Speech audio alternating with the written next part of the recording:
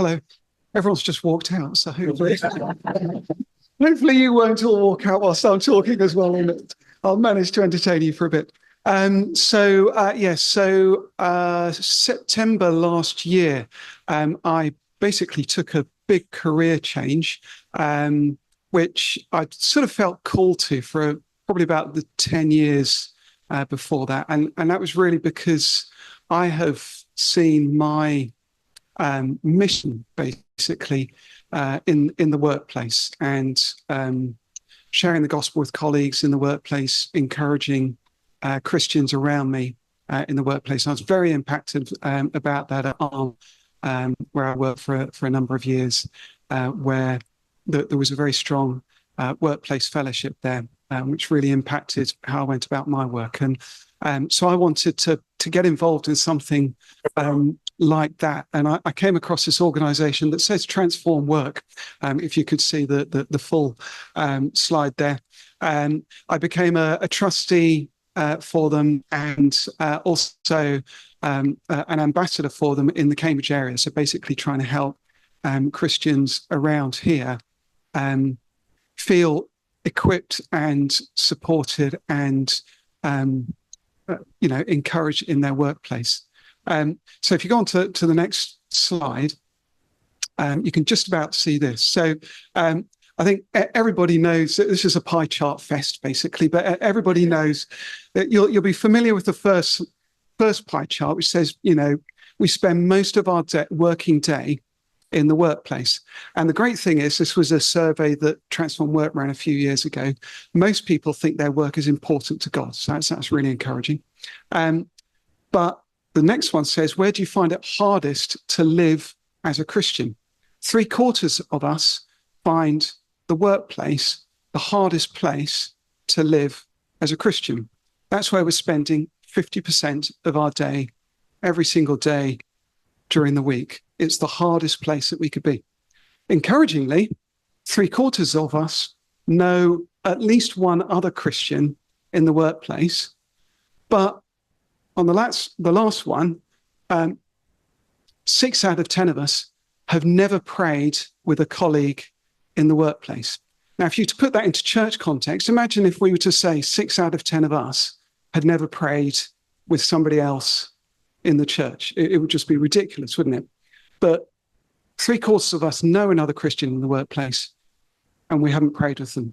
So that kind of means we haven't been in proper fellowship with them. So that's what Transform Work tries to do, is to try and really help Christians in the workplace to be in strong fellowship with one another. So this is our sort of mission slide on the next slide there. So basically, what we try to do is to make sure that Christians are equipped with everything they need to do or to live out their faith in the workplace. And again, if you think about our workplaces, it's maybe not quite as extreme as Shan in terms of the number of believers in proportion to the number of non-believers, but it's not far off in some organizations, and if we're spending 50% of our day there, that's a wonderful opportunity to be sharing the gospel and living out our faith as Christians with, typically 98% of people are non-believers around us. We found in Transform Work, and I found personally, that the best way to do that is by encouraging Christians in the workplace to get together. Again, I think about this at a personal level. We've just sent Matthew off to university. Anybody else who's sent their child off to university bangs on at them about joining a Christian union. Says, you join a Christian union. Have you joined it? Every phone call, are you going along to the Christian union? Okay. How many of you have had your grandparents, if they're Christians, saying to you, have you been along to a fellowship group inside your workplace? We send them to university and say, go to a Christian union. They go into the workplace and we go, well, there's a church there, get involved in the church. But we don't say to them, get involved in a fellowship group. And we don't say that to ourselves either. We don't say, actually, where we're spending most of our time, we should be in a fellowship group. And of course, just like with Christian union, fellowship groups don't replace church. Church is where you are centered. But just like with the Christian union, that they provide you with that deep level of support that you can get. You can pray together about stuff that's really affecting your work, and somebody else knows the code you're writing or the machine you're trying to build, or whatever it is that you're trying to do in a much deeper way than somebody does at church. They know the relationships, they know the people inside the organization that you're trying to share the gospel with, or you're just trying to work alongside. They know the leaders of your organization that need your prayer support. They know the customers, the suppliers, and so on. And also you can read the Bible and read it from a workplace context. Typically when we read the Bible, we're reading it from a much more holistic way. But when you're in the workplace, you can read it and think about, okay, how does that apply to the meeting I'm about to go into this afternoon, or the office that I'm sitting in today. So that's what Transform Work does. We provide loads of resources, but one of the main things we try to do is to connect people together in workplace fellowship groups. We call them Christian workplace groups. And across the country, there's about 500 workplace groups affiliated to Transform Work.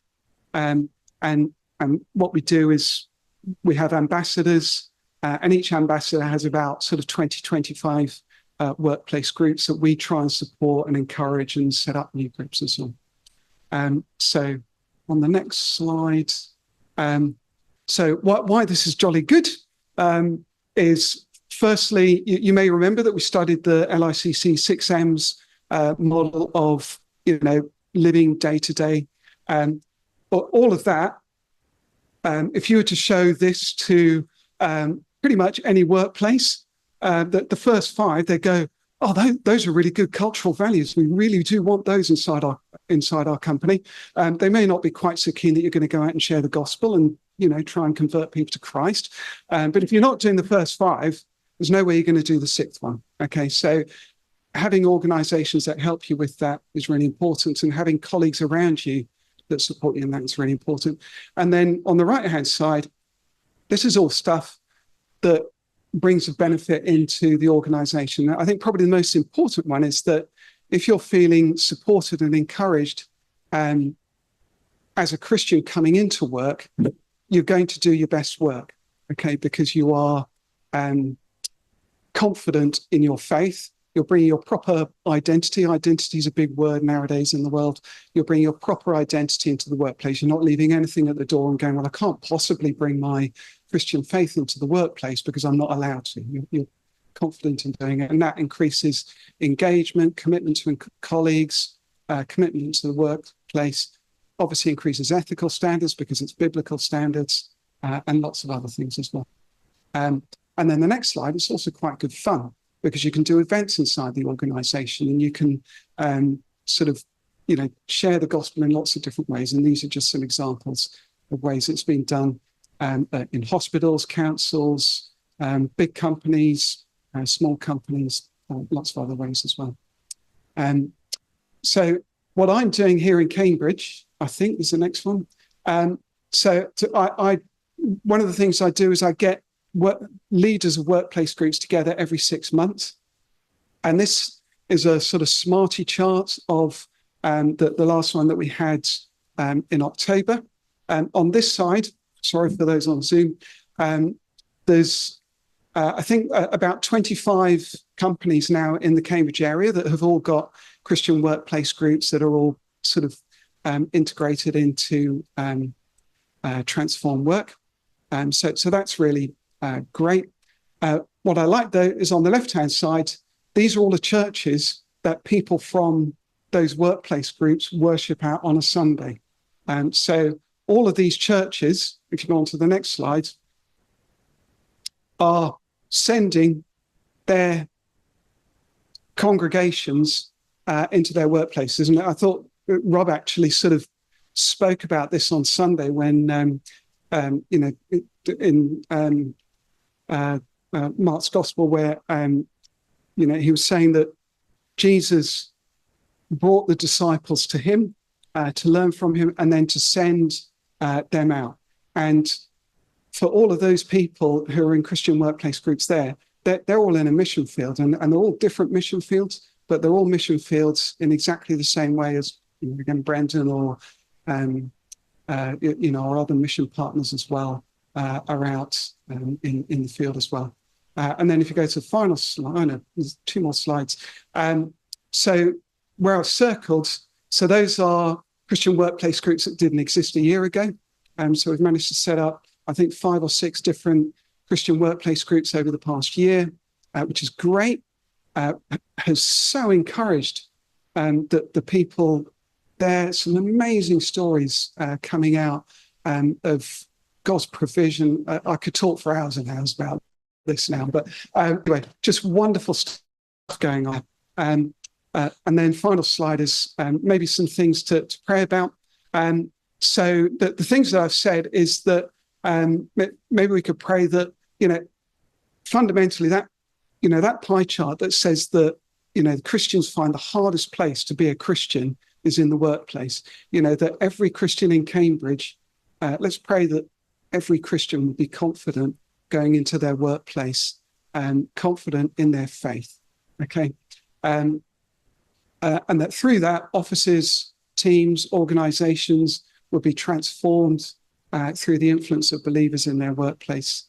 In terms of giving thanks, I guess it's getting a bit more personal now, but, just thanks for the growth of Christian workplace groups in Cambridge. And as I say, for the stories coming out there, the encouragement and the witness. And then you can maybe pray for the ministry of Transform Work. I've talked about us having 500 groups connected into Transform Work. Well, that's a tiny fraction of the number of organizations in the country, so there's a huge mission field out there that we're seeking to grow. And yeah, be really good if that happens. And finally, this little QR code here, I'd love you all to get your phones out and scan it. So that's just, if you feel called, if you think this is something that's worth supporting, that's a QR code where you can start donating money to Transform Work. We've just started a fundraising campaign, so that we can grow the number of groups. That's it. Also, if anyone here is at a workplace that doesn't have one of these groups, they could come to talk to you without feeling like there's no way back. What would you, if someone's basically nervous, they wanted to find out more, but they kind of didn't really want to feel like you were going to nail them down. Yeah. So I'd be delighted to talk to anybody. There's no pressure, lots of people come along and sort of go, and then sort of step back, and that's absolutely fine because we're all involved in a bazillion different things. And you can tell I've got a passion around this. Lots of people have passion areas in other areas of ministry, and it's really important to have all of those, not just to have the one. So if you sort of come and have a chat and then go, well, actually, that's really interesting what you do, but I'm fine for you to do it. Crack on, mate. That's fine. Or if you go, no, actually, that's something either maybe you don't want to get involved with, but somebody at your organization who, would be interested in trying to set something up, I'd be really pleased to come and talk with them. Plus, you may also find when you come and talk with me, I'll go, oh, did you know that actually there's a group already going at that company or organization? I can connect you in with them. Great. Should we turn our tables and pray now?